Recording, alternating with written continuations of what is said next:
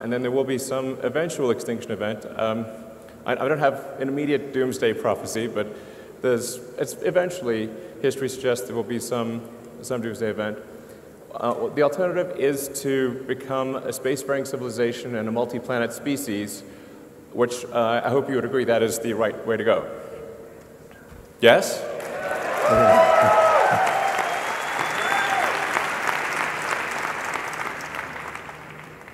That's what we want.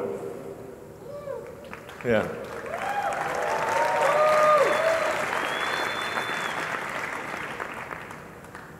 So how do we figure out how to take you to Mars and create a self-sustaining city, a city that is not merely an outpost but could become a planet in its own right, and for us, thus we could become a truly multi-planet species.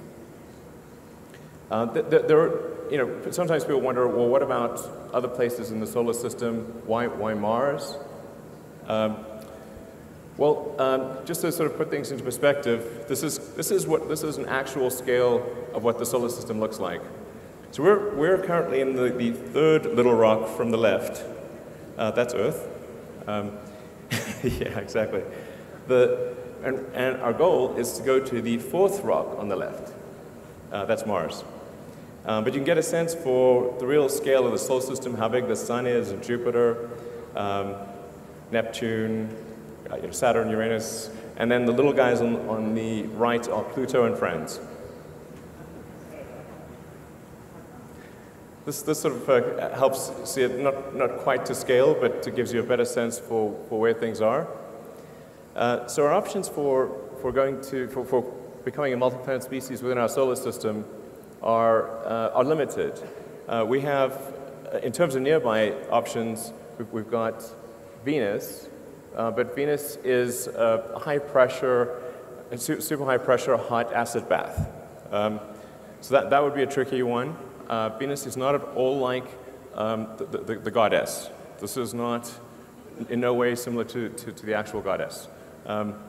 So it's really difficult to make things work on Venus. Mercury is also way too close to the Sun.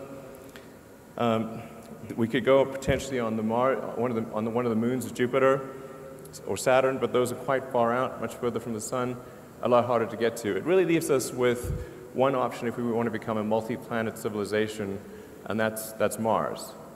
We could conceivably go to our moon, and I certainly have nothing against going to the moon, but I think it's challenging to create become multi-planetary on the moon because it's much smaller than a planet. It doesn't have any atmosphere. It's not as resource-rich as Mars. It's got a 28-day day, whereas the Mars day is 24.5 hours. And in general, Mars is far better suited to ultimately scale up to be a self-sustaining civilization. So just to give some comparison between the two planets, that they're remarkably close in a lot of ways. In fact, we now believe that early Mars was a lot like Earth. And in fact, if we could warm Mars up, we would once again have a thick atmosphere and liquid oceans. So, but where things are right now, Mars is about half again as far from the Sun as Earth. So still decent sunlight. It's a little cold, but we can warm it up. It has a very helpful atmosphere, which, in the case of Mars being primarily CO2 with some nitrogen and argon and a few other trace elements, means that we can grow plants on Mars just by compressing the atmosphere. And it has nitrogen too, which is also very important for growing plants. It would be quite fun to be on Mars because you'd have gravity, which is about 37% that of Earth. So you'd be able to lift heavy things and bound around and have a lot of fun. And the day is remarkably close to that of Earth. And so we just need to change that bottom row, because currently we have 7 billion people on Earth and 0 on Mars.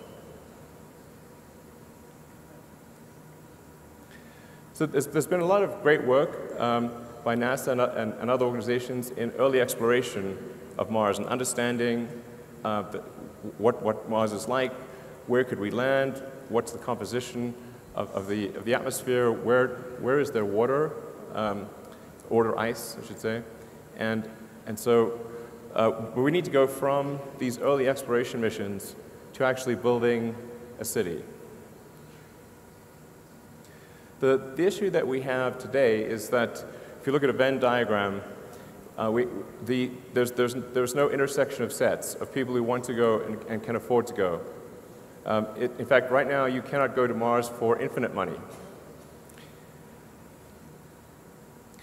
Using traditional methods, if taking sort of Apollo-style approach, an optimistic cost number would be about $10 billion a person.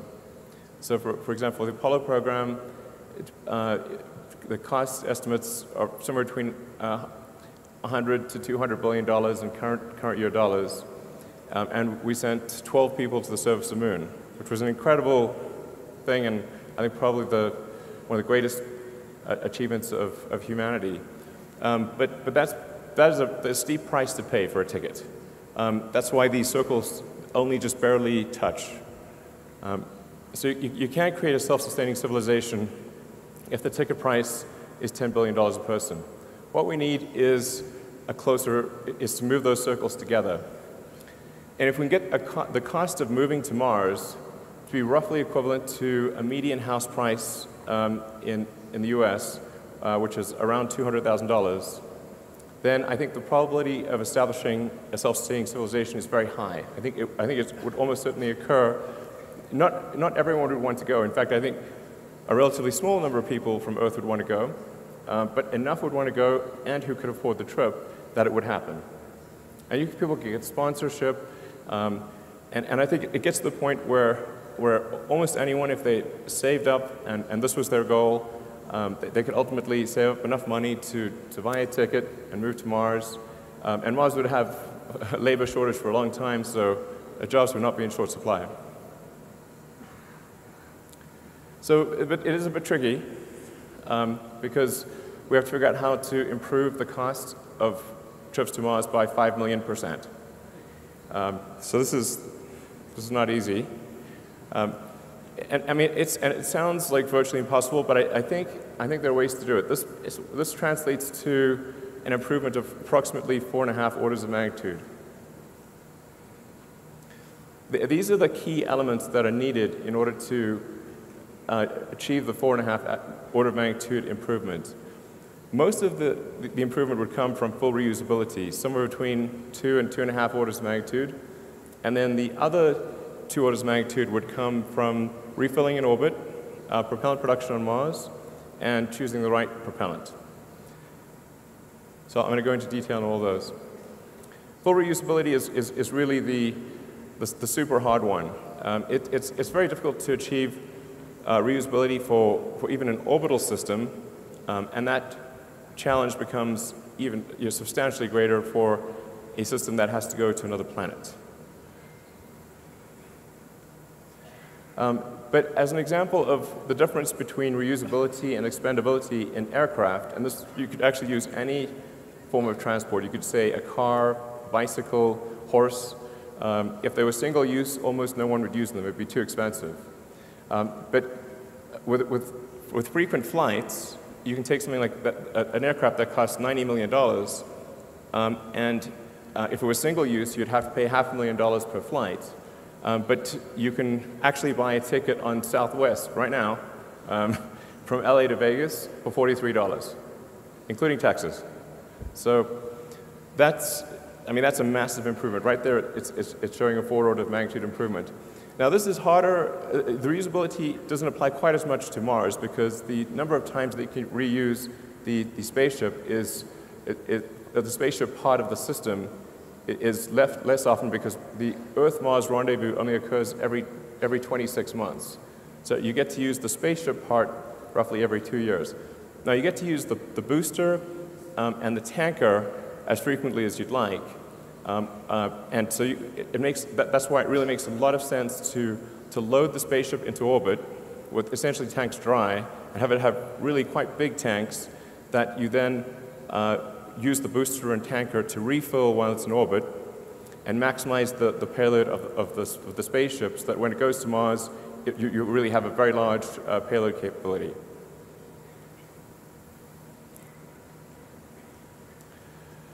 So, as I said, refilling in orbit is one of the essential elements of this. Without refilling in orbit, you would have a half order of magnitude impact roughly on the cost. By half order of magnitude, I think the audience mostly knows, but what that means is each order of magnitude is a factor of 10. So not refilling in orbit would mean a 500% roughly increase in the cost per ticket. It also allows us to build a smaller vehicle and lower the development cost, although this vehicle is quite big, but it would be much harder to build something that's 5 to 10 times the size. It also reduces the sensitivity of performance characteristics of the booster, rocket, and tanker. So if there's a shortfall in the performance of any of the elements, you can actually make up for it by having 1 or 2 extra refilling trips to the spaceship. So it's very important for reducing the susceptibility of the system to a performance shortfall. And then producing propellant on Mars is actually also very obviously important. Again, if we didn't do this, it would have at least a half order of magnitude increase in the cost of a trip, so a 500% increase in the cost of the trip. And it would be pretty absurd to try to build a city on Mars if your spaceships just kept staying on Mars and not going back to Earth. You have this like massive graveyard of ships. You have to like do something with them. So it really wouldn't make sense to leave your spaceships on Mars. You really want to build a propellant plant on Mars and send the ships back. So, and Mars happens to work out well for that because it has a CO2 atmosphere, it's got water ice in the soil, and with H2O and CO2 you can produce CH4, methane, and oxygen O2. So picking the right propellant is also important. Think of this as maybe there's 3 main choices, and they have their merits, but kerosene or rocket propellant grade kerosene, which is also what jets use. Rockets use a very expensive form, a highly refined form of jet fuel, essentially, which is a form of kerosene. It helps keep the vehicle size small, but because it's a very specialized form of jet fuel, it's quite expensive. The reusability potential is lower. Very difficult to make this on Mars because there's no oil. So really quite difficult to make the propellant on Mars. And then propellant transfer is pretty good, but not great. Hydrogen, although it has a high specific impulse, is very expensive, incredibly difficult to keep from boiling off because liquid hydrogen is very close to absolute zero as a liquid. So the insulation required is tremendous, and the cost of the energy cost on Mars of producing and storing hydrogen is very high. So when we looked at the overall system optimization, it was clear to us that that methane actually was the clear winner.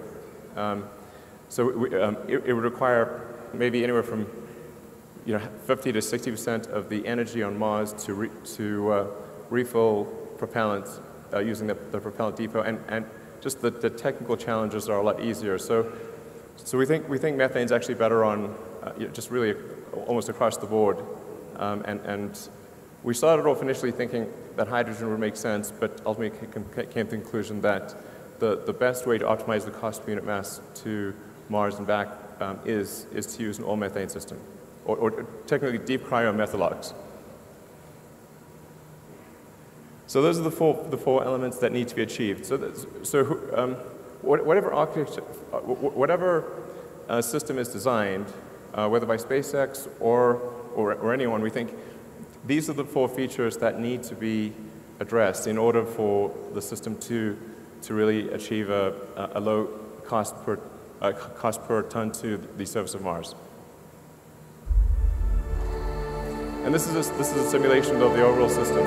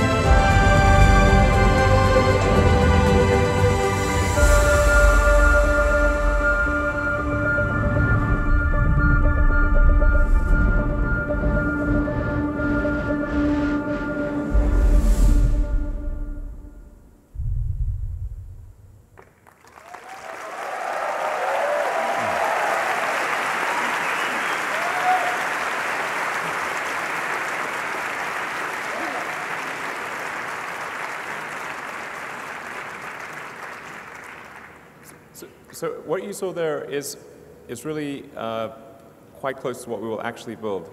It will look almost exactly what you saw, like what you saw. So this is not an artist's impression. These, the simulation was actually made from the SpaceX engineering CAD models. So this is not, it's not just, well, this is what it might look like. This is what we plan to try to make it look like. So in the video, you got a sense for what the system architecture looks like. The rocket booster and the spaceship take off, loads the spaceship into orbit. The rocket booster then comes back. It comes back quite quickly, within about 20 minutes.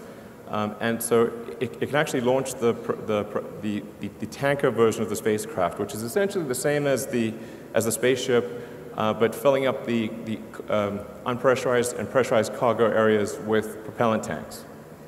So they look almost identical. So this also helps lower the development cost, which obviously will not be small. And then the propellant tanker goes up, and it'll go up multiple times, so anywhere from 3 to 5 times to fill the tanks of the spaceship in orbit. And then once the tanks are full, the cargo has been transferred, and we reach the Mars rendezvous timing, which, as mentioned, is roughly every 26 months. That's when the ship would depart. Now, over time, there would be many spaceships. You would ultimately have, I think, upwards of 1,000 or more spaceships waiting in orbit. And so that the Mars colonial fleet would depart en masse. They're kind of like Battlestar Galactica. You've seen that thing. That's a good show. So a bit like that. But it actually makes sense to load the spaceships into orbit because you've got 2 years to do so, and then make frequent use of the booster and the tanker to get really heavy reuse out of those. And then with the spaceship, you get less reuse because you have to say, well, how long is it going to last? Well, maybe 30 years. So that might be 12 to maybe 15 flights of the spaceship at most.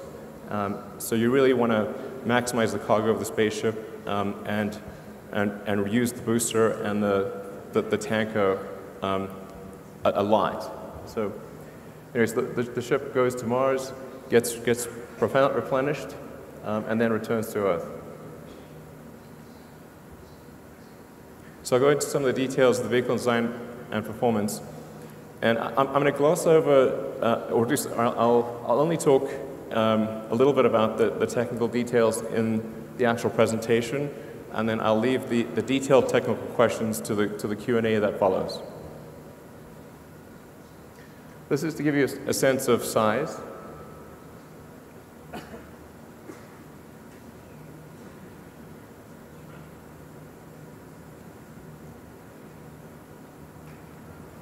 So it's quite big. And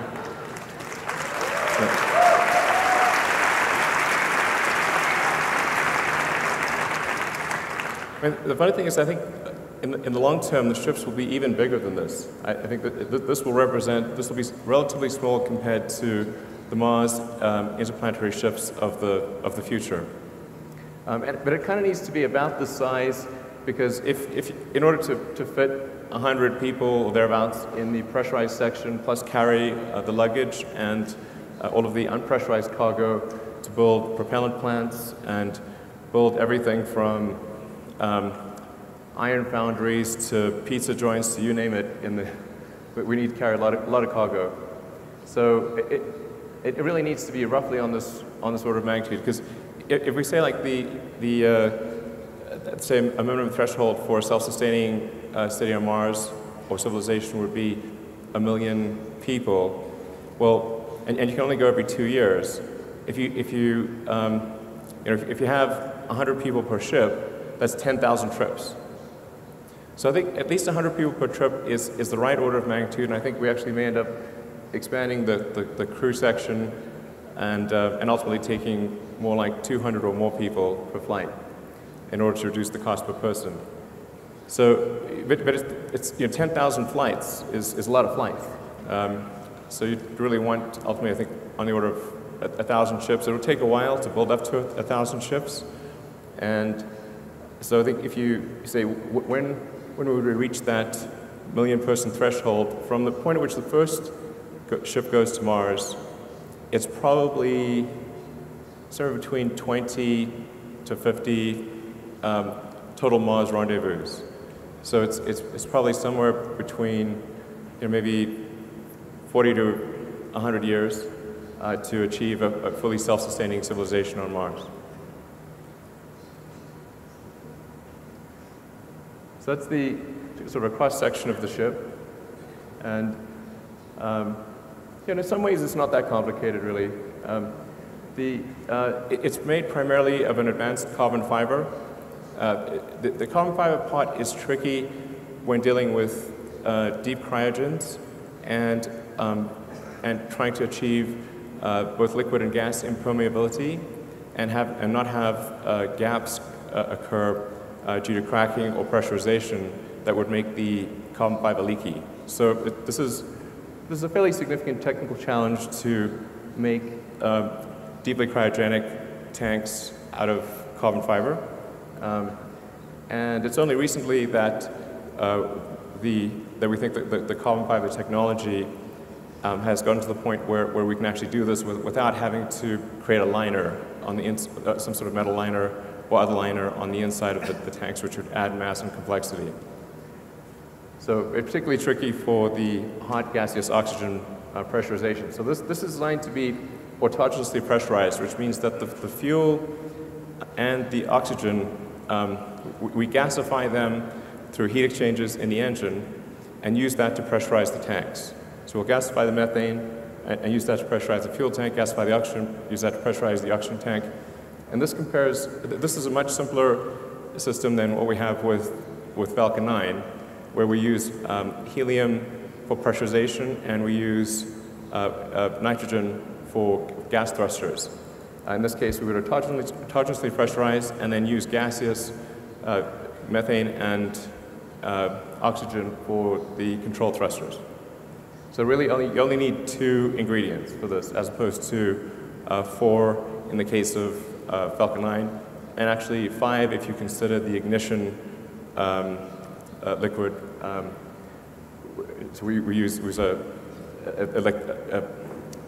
sort of complicated liquid to ignite the engines that isn't very reusable. In this case, we would use spark ignition.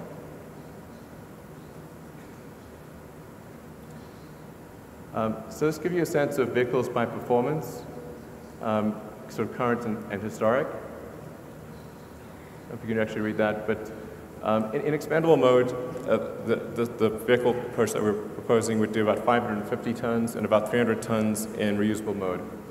That compares to Saturn's V max capability of 135 tons. But I think this really gives a better sense for things. The white bars show the performance of the vehicle, like in other words, the payload to orbit of the vehicle. So you can see essentially what it represents is what's the size efficiency of the vehicle. And most rockets, including ours that are currently flying, the performance bar is only a small percentage of the actual size of the rocket. But with the interplanetary system, which will initially be used for Mars, we've been able to, or we believe, massively improve the design performance. So it's the first time a rocket's sort of performance bar will actually exceed the physical size of the rocket.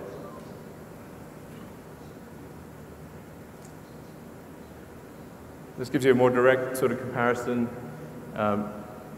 This is the thrust level is quite enormous. We're talking about a liftoff thrust of 13,000 tons. So it'll be quite tectonic when it takes off.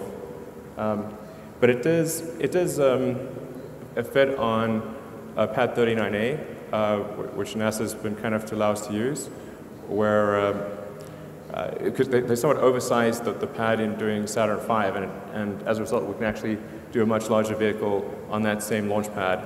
And then in the future, we expect to add additional launch locations, probably adding one on the south coast of Texas.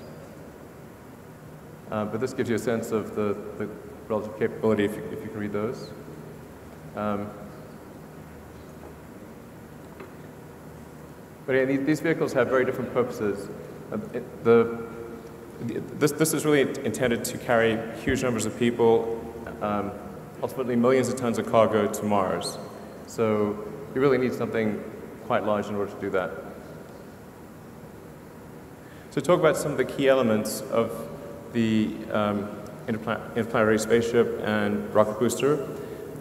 We decided to start off the development with what we think are probably the two most difficult elements of the design. One is the Raptor engine, this is going to be the highest chamber pressure engine of any kind ever built, and probably the highest thrust to weight. It's a full-flow staged combustion engine, which maximizes the theoretical momentum that you can get out of a given source fuel and oxidizer. We subcool the oxygen and methane to densify it. So compared to when propellants are normally used, they're used close to their boiling point in most rockets. In our case, we actually load the propellants close to their freezing point, and that can result in a density improvement of up to around 10 to 12%, which makes an enormous difference in the actual results of the rocket. It also makes it gets rid of any cavitation risk for the turbopumps, and it makes it easier to feed a high-pressure turbopump if you have very cold propellant.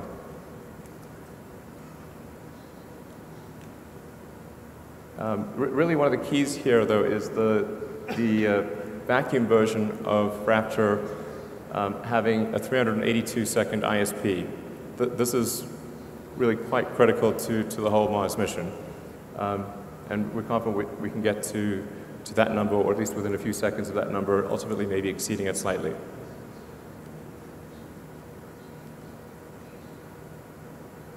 So the rocket booster, in many ways, is really a scaled-up version of the Falcon 9 booster. You'll see a lot of similarities, such as the grid fins, obviously clustering a lot of engines at the base, and the big difference really being that the primary structure is an advanced form of carbon fiber as opposed to aluminum lithium, and that we use autogenous pressurization and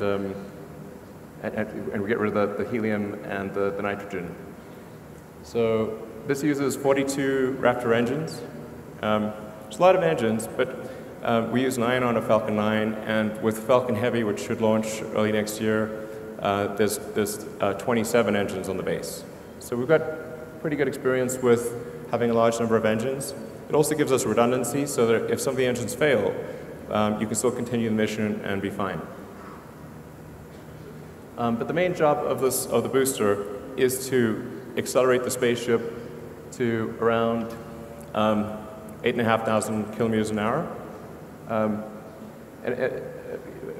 For those that are less familiar with orbital dynamics, really it's all about velocity and not about height.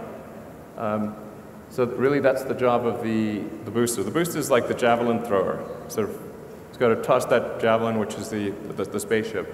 In the case of other planets, though, which have a gravity well which is not as deep, so Mars, the moons of Jupiter, conceivably one day maybe even Venus. Well, Venus will be a little trickier, but for most of the solar system, you only need the spaceship. So you don't need the booster if you have a lower gravity well. So no booster is needed on the moon or Mars or any of the moons of Jupiter or Pluto. You just need the spaceship. The booster is just there for heavy gravity wells. And then we've also been able to optimize the propellant needed for boost back and landing to get it down to about 7% of the liftoff propellant load. We think with some optimization, maybe we can get it down to about 6%. And we've also are now getting quite comfortable with the accuracy of the landing. If you've been watching the Falcon 9 landings, you'll see that they're getting increasingly closer to the bullseye. And we think, particularly with the addition of some thrusters, some maneuvering thrusters, we can actually put the booster right back on the launch stand. And then those fins at the base are essentially centering features to take out any minor position mismatch at the launch site.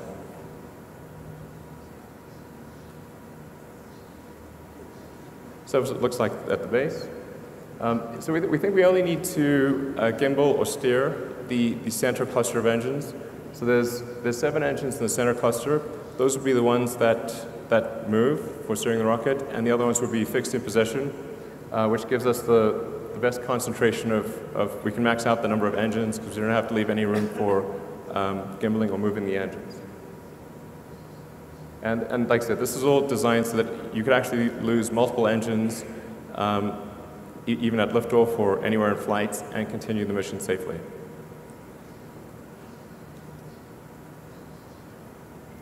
So for the spaceship itself, in the top we have the pressurized compartment, and I'll show you a fly-through of that in a moment. Then beneath that is where we'd have the unpressurized cargo, which would be really flat-packed in a very dense format. And then below that is the liquid oxygen tank. The liquid oxygen tank is probably the hardest piece of this whole vehicle because it's got to handle propellant at the coldest level. And the tanks themselves actually form the airframe. So the airframe structure and the tank structure are combined, as it is in all modern rockets.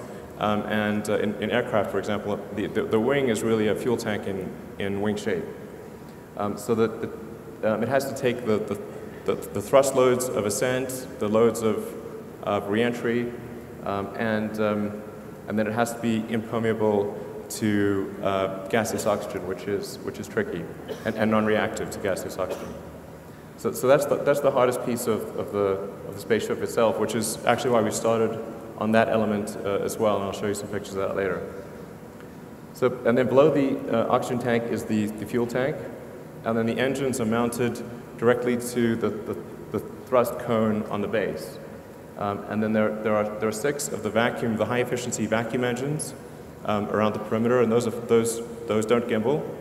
And then there are 3 of the sea-level versions of the engine which do gimbal and provide the steering. Although we can do some amount of steering if you're in space with differential thrust on the outside engines. The net effect is a cargo to Mars of up to 450 tons, depending upon how many refills you do with the tanker. And the goal is at least 100 passengers per ship, although I think ultimately we'll probably see that number grow to 200 or more. This chart's a little difficult to interpret at first, but we decided to put it there for people who want to watch the video afterwards and sort of take a closer look, analyze some of the numbers. The column on the left is probably what's most relevant, and that gives you the trip time. So depending upon which Earth-Mars rendezvous you're aiming for, the trip time at 6 kilometers per second, departure velocity can be as low as 80 days. And then over time, I think we'd obviously improve that. Ultimately, I suspect that you'd see Mars transit times of as little as 30 days in the more distant future. So it's fairly manageable considering the trips that people used to do in the old days that routinely take sailing voyages that would be 6 months or more.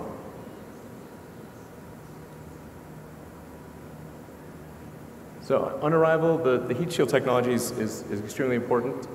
We've been refining the heat shield technology using our Dragon spacecraft, and we're now on version 3 of PICA, which is phenolic impregnated carbon ablator, and it's getting more and more robust with each new version, with less ablation, more resistance, less need for refurbishment.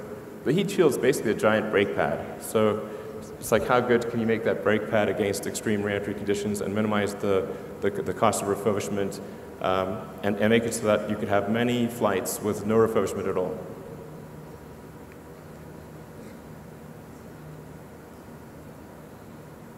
So this is a flight through of the crew compartment.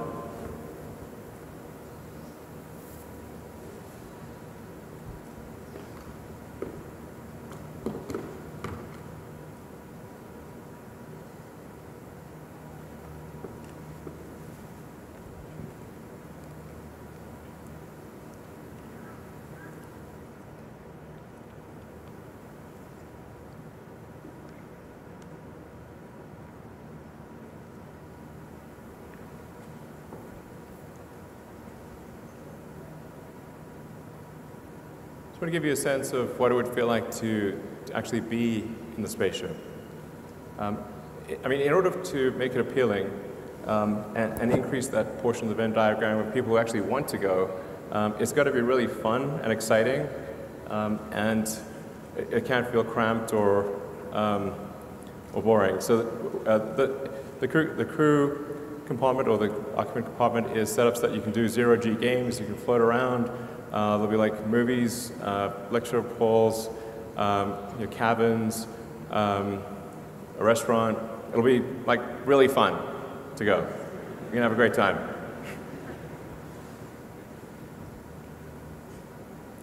So about the propellant plant on Mars.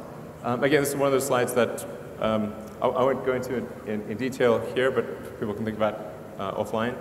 The key point being that the ingredients are there on Mars to create a propellant plant with relative ease.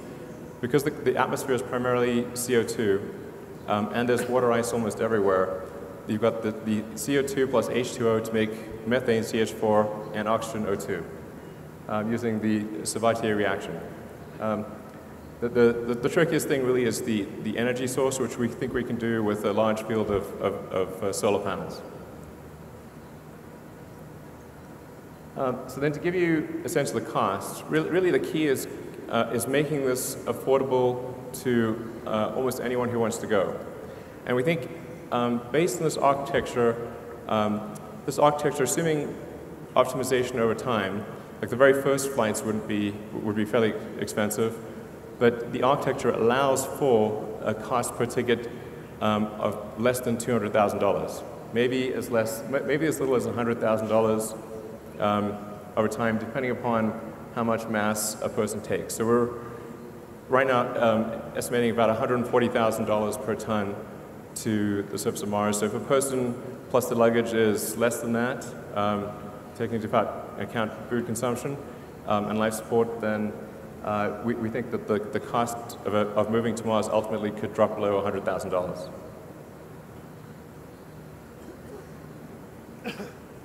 So funding, we thought about funding sources.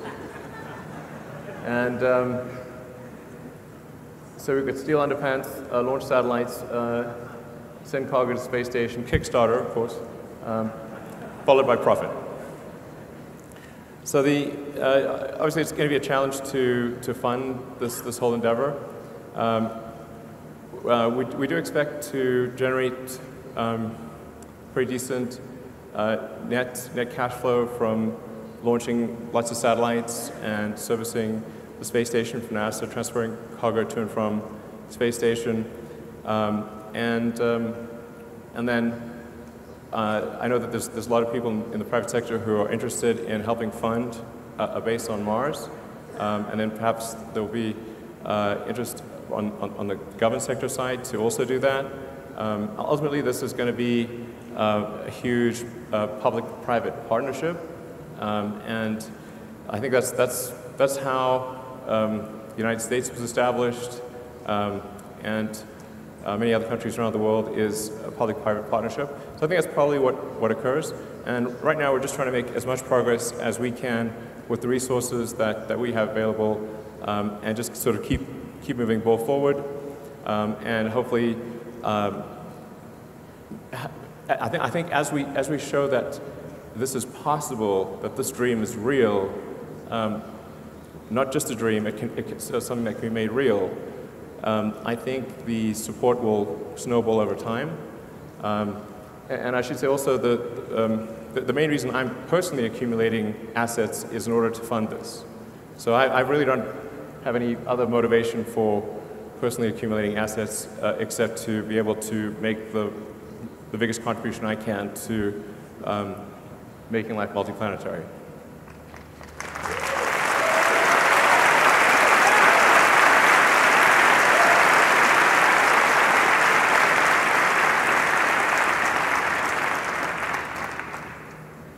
Timelines. Not the best at this sort of thing. But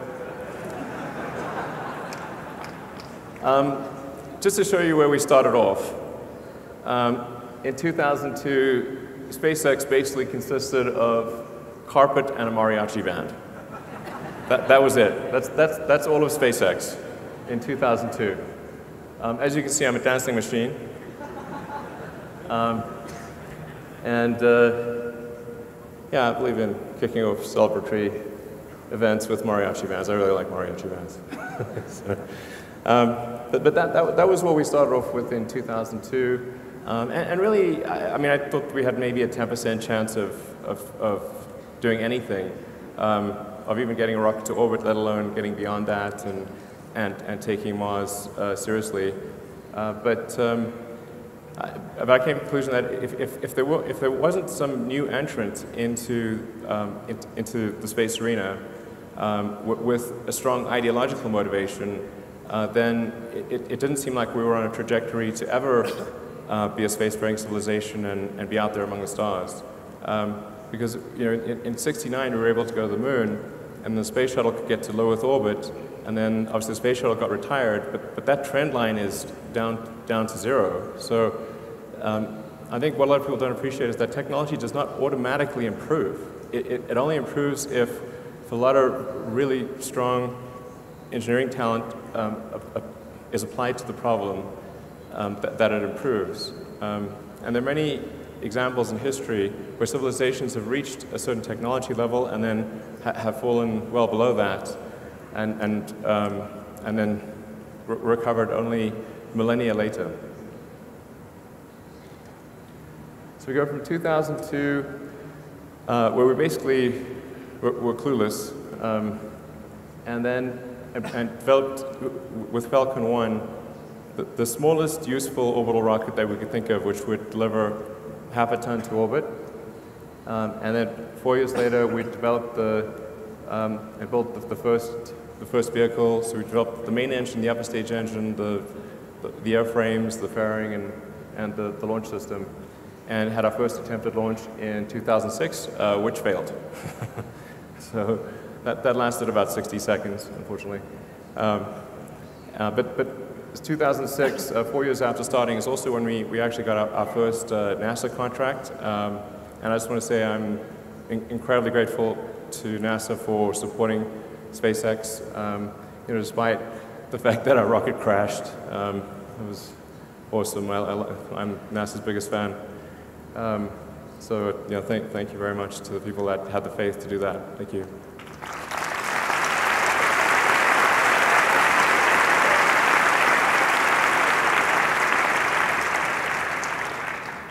So then, 2006, followed by a lot of grief, and then finally the fourth launch of Falcon 1 worked in 2008, and we were really down to our last pennies. In fact, I only thought I had enough money for 3 launches, and the first 3 bloody failed, and we were able to scrape together enough to just barely make it and do a fourth launch, and thank goodness that fourth launch succeeded in 2008. That was a lot of pain. And then also at the end of 2008 is when NASA awarded us the first major operational contract, which was for resupplying cargo to the space station and bringing cargo back. Then a couple of years later, we did the first launch of Falcon 9, version 1. And that had about a 10-ton to orbit capability, so it was about 20 times the capability of Falcon 1, and also was designed to carry our Dragon spacecraft. Then 2010 is our first mission to the space station, so we were able to finish development of Dragon and dock with the space station in 2010. 2010 is expendable Dragon. 2012 is when we delivered and returned cargo from the space station. 2013 is when we first started doing vertical takeoff and landing tests. And then 2014 is when we were able to have the first orbital booster do a soft landing in the ocean. The landing was soft, it fell over and exploded, but the landing, for 7 seconds, it was good. And we also improved the capability of the vehicle from 10 tons to about 13 tons to LEO. And then 2015, well, last year, in December, that was definitely one of the best moments of my life when the rocket booster came back and landed at Cape Canaveral. So that was really, yeah.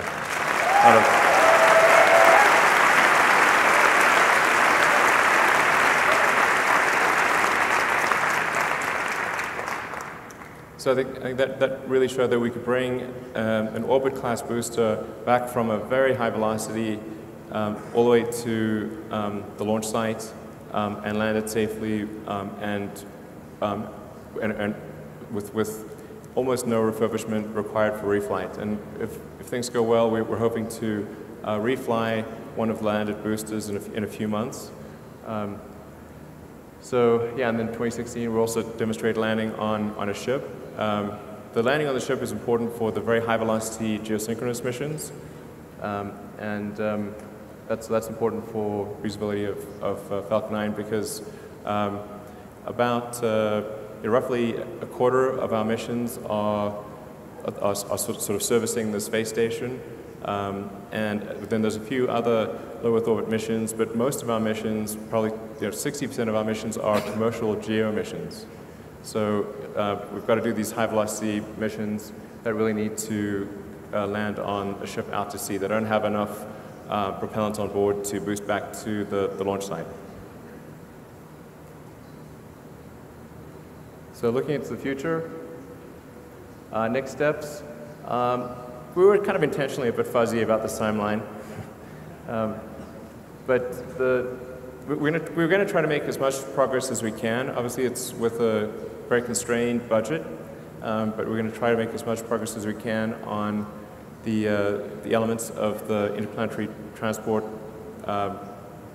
booster and spaceship, and hopefully we'll be able to complete the first development spaceship in maybe about 4 years, and start doing suborbital flights with that. In fact, it actually has enough capability that you could maybe even go to orbit if you limit the amount of cargo with the spaceship. Well, you have to really strip it down. But in tanker form, it can definitely get to orbit. Can't get back. We can get to orbit. It actually starts thinking like maybe there is some market for really fast transport of stuff around the world, provided we can land somewhere where noise is not a super big deal. Rockets are very noisy. But we could transport cargo to anywhere on Earth in 45 minutes at the longest. So most places on Earth would be maybe 20, 25 minutes. So maybe if we had a floating platform out off the coast of, say off the coast of New York, say 20, 30 miles out, you could go from New York to Tokyo in, I don't know, 25 minutes. Cross the Atlantic in 10 minutes. Really, most of your time would be getting to the ship. And then it'd be real quick after that. So there's some intriguing possibilities there, although we're not counting on that. And then development of the booster. We actually think the booster part is relatively straightforward because it amounts to a scaling up of the Falcon 9 booster. So we don't see a lot of sort of showstoppers there. But then trying to put it all together and make this actually work for Mars. If things go super well, it might be kind of in the 10-year time frame. But I don't want to say that's when it will occur. It's like there's a huge amount of risk. It's going to cost a lot. Good chance we don't succeed, but we're going to do our best and try to make as much progress as possible. And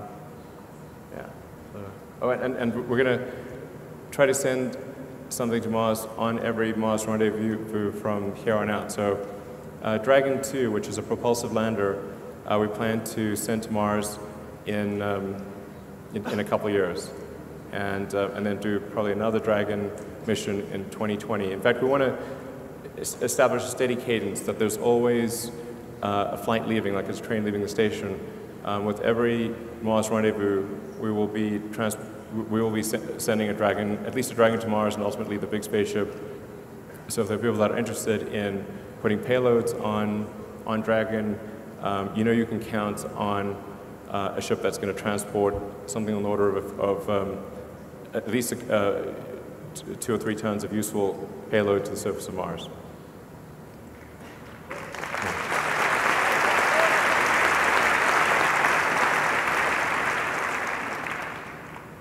Yes, that's part of the reason why we designed Dragon 2 to be a propulsive lander. Is as a propulsive lander, you can go anywhere in the solar system. So you could go to the moon, you could go to, well, anywhere really. Whereas if something relies on parachutes or wings, then you can pretty much only, well, if it's wings, you can pretty much only land on Earth because you need a runway, and most places don't have a runway. And then any place that doesn't have a dense atmosphere, you can't use parachutes. So, but propulsive works anywhere. So Dragon should be capable of landing on any solid or liquid surface in the solar system. And then I was really excited to see that the team managed to do the all-up Raptor engine firing in advance of this conference. I just want to say thanks to the Raptor team for really working 7 days a week to try to get this done in advance of the presentation. Because I really wanted to show that we've made some hardware progress in this direction. And the Raptor is a really tricky engine. It's a lot trickier than Merlin because it's a full-flow staged combustion, much higher pressure. And I'm kind of amazed it didn't blow up on the first firing, but fortunately it was good.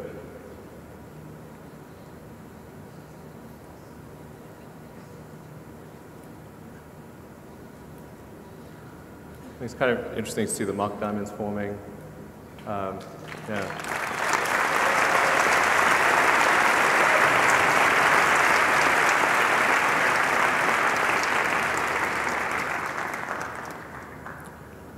So part of the reason for making the engine sort of small, like Raptor, although it has 3 times the thrust of a Merlin, is actually only about the same size as a Merlin engine because it has 3 times the operating pressure. And that means we can use a lot of the production techniques that we've honed with Merlin. We're currently producing Merlin engines at almost 300 per year. So we understand how to make rocket engines in volume.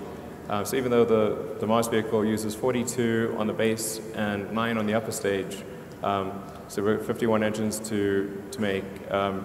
That's well within our production capabilities for Merlin, and this is a similarly sized engine to Merlin, except for the expansion ratio.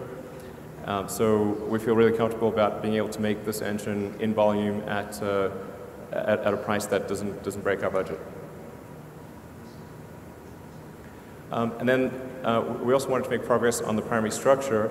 So as I mentioned, this is really a very difficult thing to make, is to make something out of carbon fiber. Even though carbon fiber has incredible strength to weight, when you want to then put super cold liquid oxygen and liquid methane, particularly liquid oxygen, in the tank, it's subject to cracking and leaking, and it's a very difficult thing to make. Just the sheer scale of it is also challenging because you've got to lay up the carbon fiber in exactly the right way on a huge mold, and you've got to cure that mold at temperature, and then it's just really hard to make large carbon fiber structures that can do all of those things and carry incredible loads. So that's the other thing we wanted to focus on was the Raptor, and then building the first development tank for the Mars spaceship. So yeah, like I said, this is really the hardest part of the spaceship. The other pieces are we have a pretty good handle on, but this was the trickiest one. So we wanted to tackle it first. You get a size for how big the tank is. It's really really quite big. Also, big congratulations to the team that worked on that. They also were working 7 days a week to try to get this done in advance of the IAC. So that we managed to build the first tank, and the initial tests with cryogenic propellant actually look quite positive. We have not seen any leaks or major issues. This is what the tank looks like on the inside.